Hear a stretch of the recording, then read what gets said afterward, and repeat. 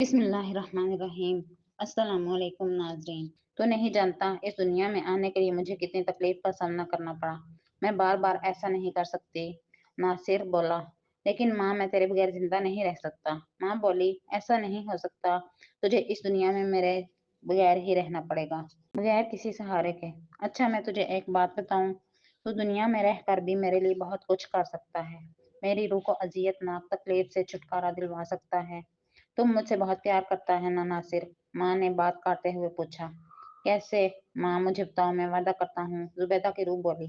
अगर तू वैसा ही करेगा जैसा मैं बताऊंगी। नासिर बोला, मैं वादा करता हूँ माँ, तू जैसा कहेंगी मैं वैसा ही करूंगी। बस तू बता मुझे क्या करना होगा। मैं क्या करूँ? नासिर जज्बाती लहजे में बोला। जुबैदा ने कहा, तो सिर्फ इतना कर कि रोजाना कुरान पाक की तिलावत करना शुरू कर दे और 5 वक्त की नमाज पढ़ना शुरू कर दे और 5 वक्त मेरे लिए मगफिरत की दुआ कर। खुदा मेरी रूह को सुकून दे, दोज़ख और कब्र के अजाब से निजात दे। तू सिर्फ इतना करके मेरे लिए बहुत होगा, तो मेरे लिए इतना करेगा? जुबैदा की रूह ने नासिर की तरफ देखते हुए कहा। हाँ माँ, मैं ऐसा करूंगा। मैं कुरान पाक भी पढ़ूंगा और 5 वक्त की नमाज भी अदा करूंगा।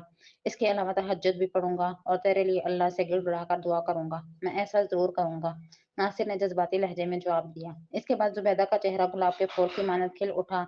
अल्लाह तुझे हमेशा के लिए सलामत रखे, इसने कहा और वो गायब हो गई। दूसरे दिन गांव वालों ने नासिर के रवैये में काफी फर्क महसूस किया। नासिर 5 वक्त का नमाजी होने के अलावा तहज्जुद गुजार भी हो चुका था। हर वक्त इसके घर से कुरान पाक की तिलावत की आवाज सुनाई देती थी। इसके अलावा इसने एक छोटी सी सब्जी की दुकान भी खोल दी, जिससे इसका आसानी से गुजर बसर भी हो रहा था। वो अक्सर गांव के गरीब औरतों को मुफ्त सब्जी भी दे देता और बदले में इन्हें अपनी माँ के लिए दुआ करने को बोलता। बच्चों को मुफ्त मूली गाजर वगैरह भी दे दिया करता था। वो कहता कि बच्चे मासूम और शिफाफ दिल के होते हैं, इनकी दुआएं जल्द कबूल हो जाती हैं।